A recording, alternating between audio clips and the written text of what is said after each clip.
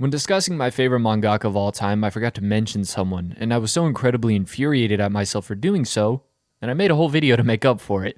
Q Hahashida, the absurd mind behind Dorohedoro and Dai Dark. Not much is known about her other than she was born in 1977, is a massive Slipknot fan, and is often mistaken for a model because someone just lied about what she looks like. I made the mistake of using this image before, so forgive me. If I were to look at some of my favorite people who have made some of my favorite works ever, they're all unique in spirit. Mira is a hardcore perfectionist, attentive to every pixel. Inoue is a philosophical storyteller full of beauty and enjoyment of the simple things in life. Fujimoto, like myself, is a petite Asian girl that is a hardcore Tarantino fan. And Q Hahashida is a heavy metal comedian. The tricky thing when talking about Q Hayashida's works and what makes them so incredibly unique in its own way is where to start. Before we could talk about the world of Q Hahashida, we need to address the sponsor of today's video, Code Geass Lelouch the Rebellion Lost Stories. By now you should be familiar with how much I love Code Geass, and in this amazing RPG game developed by DMM Games and F4 Samurai, you get to play as Lelouch's friend and immerse yourself in the world to crush the Britannian Empire. I've always been a fan of RPGs and I was interested in how the combat would work, and to my delight, strategy and tactics are the focus in this game, as you can even pilot the KMF of your choosing to take over your enemies, which adds a new dimension to the battles. It's engaging from the start and doesn't feel like the typical boring RPG that allows you to steamroll through everything. The decisions you make count, and that doesn't just go for the combat aspect of the game. With a nice blend of live 2D and 3D graphics, the game from a gameplay standpoint as well as a visual one does a great job of really pulling you into the world of Code Geass, even allowing you to have an impact on the actual story with the decisions you make. This is affected by some of the relationships you build with characters such as Lelouch and Callan, which you could bet your house I made sure to try my best to make that relationship as good as possible. The game is live 2D and impressed me with high quality dubbing, which only helps reignite the nostalgia of any Code Geass fan that plays it. This game is available on September 13th, and they are having a milestone for reaching the 500,000 pre-registration goal. The final reward is 3,300 Sakura Dite, and is available to everyone who downloads the game. Make sure you check out the link in the description below, and try it out on the App Store or Google Play now.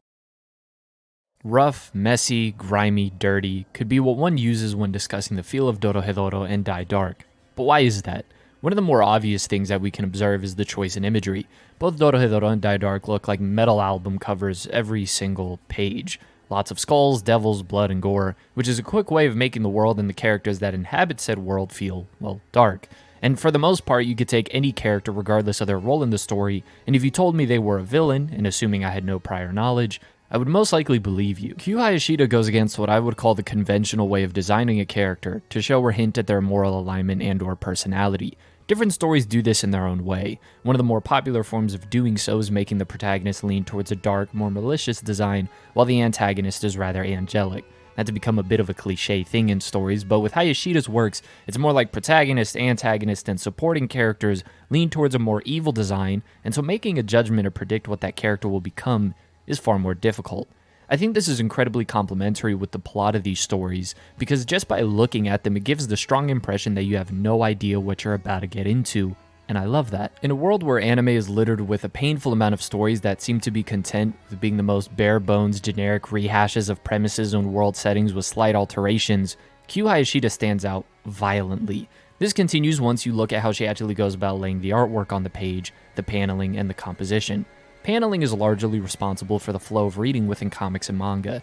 Every series goes about this differently. However, in manga we typically see a 3 to 4 breakup of panels per page. Of course, this isn't some set rule, but this is a recurring thing you'll notice, largely consisting of more vertical panels. Hayashida, however, is far akin to 90s comic books, using 6 to 8 horizontal paneling far more frequently. Her early work is done traditionally, which helps with the natural, rough feeling the artwork has, but something else that's interesting is that she doesn't really opt for super dynamic shots. Instead, they're largely standard shots of the characters, almost giving the feeling to the reader that they are right next to the characters. As she evolved as an artist, we see more of a focus on wide shots with group of characters, and her incredibly scratchy style becomes more refined. Speaking of which, her line work is rather interesting. For one, it's unrefined but on purpose.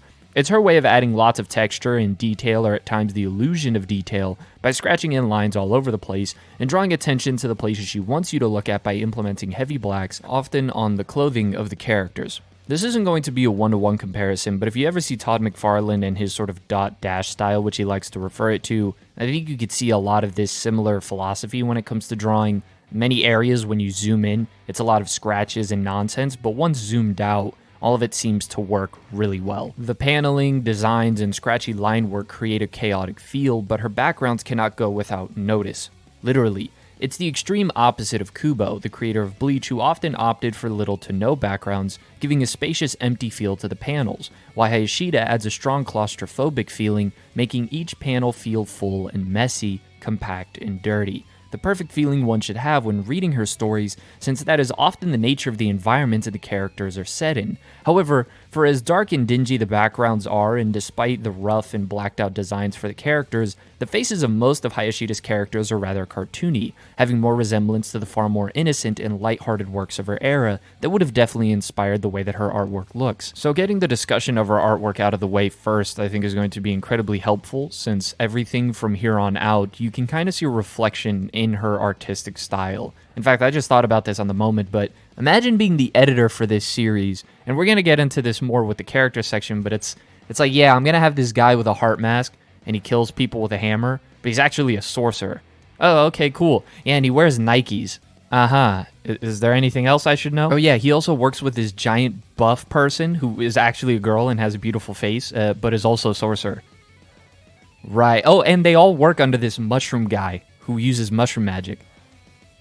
Is this for the same story with the lizard guy who eats people's heads to find out the person inside of them? Yeah, but he doesn't use magic. So even in character concepts, Q Hahashida likes to have a weird mix of things. Speaking of which, her art is an accurate depiction of the stories themselves. A lighthearted comedy action wrapped in the coverings of a dark and violent horror. She's taken this anime, comedy, horror, metal combination of awesomeness and pushes it to the creative boundaries to the point of absurdity, as if my previous conversation between her and her editor that I made up in 10 seconds wasn't a good enough example. And I absolutely love it. Dorohedoro is a series about magic versus non-magic, but it refuses to fall into the most generic depictions of a magic story, and in concept goes very different places with it as well, like a mushroom growing out of Nakaido's back and serving as a way for En to find her, but then has to fight a giant cockroach. And it's all set in a rundown city, and the characters wear Slipknot masks, BDSM gear, and some mix of formal and sporty fashion as well. Dai Dark, on the other hand, is a sci-fi horror with a fleshy, organic feel, once again with a dash of metal and horror, but comedy. Dorohedoro is also a comedy horror adventure with some psychological elements. If someone were to ask you what Dorohedoro or Dai Dark is like, it would be impossible to do so without mentioning at least 4 different series, and even then you wouldn't get close to painting the picture of the absolute madness of blends in styles, genres, and settings. Earlier we talked about her artwork, but going beyond that, as I mentioned, the concepts and even the world building itself. Everything she does is a creative and unusual blend of things you would never think go well together. One has to respect this level of fearlessness when it comes to just trying whatever she wants from a visual standpoint, from a conceptual standpoint, as well as later we'll discuss from characters and plot. That really helps do the thing that I think stories are meant to do. And that's not just for the author to self-express, but for us as the audience and the reader to have a high-end experience that breaks away from the day-to-day mundaneness of life. Although funny enough, Hayashida will use some of those more quote-unquote mundane elements to add an even more bizarre element into the world of her stories, but the point is that by this unique off-putting presentation she's able to provide us, it's able to evoke some level of emotion from us from the get-go before we even really get invested into the characters. Whether it's a head-eating lizard with split personality, someone whose bones can grant any wish, Rhea Ripley, a crime boss that supplies the Mario Brothers with their stuff, or any of the other weird and wacky characters, Hayashida somehow pulls off making some of the most out-there character concepts and makes them feel like the everyday individual. In fact, a correction. I think she takes some really crazy character concepts and adds elements of the everyday individual. It feels as if though each character, no matter how serious or edgy they might seem at certain moments, are never exempt from being included in basic tasks, such as having to maintain a job, have friendships, go to school, run a restaurant, weird hobbies and traditions, or things they're passionate for. She nails it in terms of characterization no matter how wacky the concepts of the characters themselves are, as they all feel as if they have their own unique way of going about living within the spaces she's created. So again, despite how absurd the concepts are, none of it ever feels really artificial. Dorohedoro itself tackles one of the most ingrained things within us as people as we grow up and experience life, and that is a clash of cultures. sorcerers versus non-sorcerers. It's something that in concept could be made generic, but no, Q Hahashida gives all of these different people within the world of non-magic users and magic users their own way of going about living and dealing with mundane tasks. And so the conflict doesn't just merely exist for the artificial sake of existing, but if not, the characters feel as if they have legitimate reasons to have a disdain or dislike for somebody not like themselves. And I think this idea of adding an extra layer to the characters goes on into Dai Dark. Hell, even Death is a fun, free spirit that has normal interactions with the main character, Sanko, not something we would expect from a series that looks like Dai Dark. Sanko himself is constantly being hunted by people who want his bones to get whatever wish they want, but instead of being a series that is constantly tense, the author decides to show the mundane things that most writers would stay away from out of fear of boring the audience. But it's the weird and creative twist of the simple tasks in between the serious moments that allows them to work and make us more friendly towards whatever character we spend time with, and do the most important thing of all, which is add the illusion that this character is actually alive in some sense. Dorohedoro does this perfectly. In a world of sorcerers versus non-sorcerers, as I mentioned earlier, we still get the perspective and grow super familiar with what could be defined at first as the antagonist of the story, Shen and his group. Despite the brutality the characters on either side show throughout the story, I really appreciate the humanity we see during these simple times. The stories feel like characters from a slice of life that are in brutal worlds, and therefore have to survive and conform to these messed up laws of nature and existence. Every character at some point does morally questionable things, but we don't only see those moments, therefore painting the character as simply evil. The use of the eccentric is one of the best things you can do to really bring a character to life and make them stand out, and it seems Hayashida implements this in every part of her creations.